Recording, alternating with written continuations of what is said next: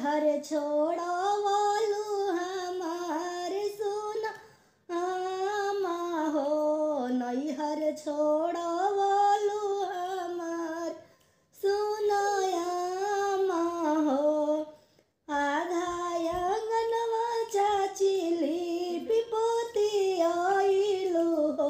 लिपि पोती आइलु हो। आधा आंगनवा कैलु जोग सुन चाची हो।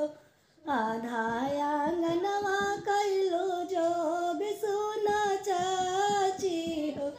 इहो त जोग कैलु अपन दामाद लागी।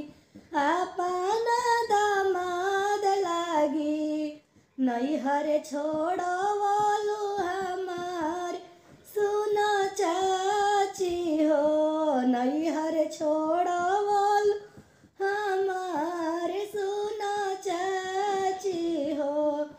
आधा आंगनवा भाभी लिपि पोती आइलु हो। लिपि पोती आइलु हो। आधा आंगनवा कैलु जोग सुन भाभी हो। आधा आंगनवा कैलु जोग सुन भाभी हो।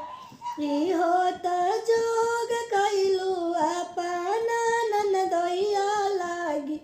अपन ननदोइया लागी।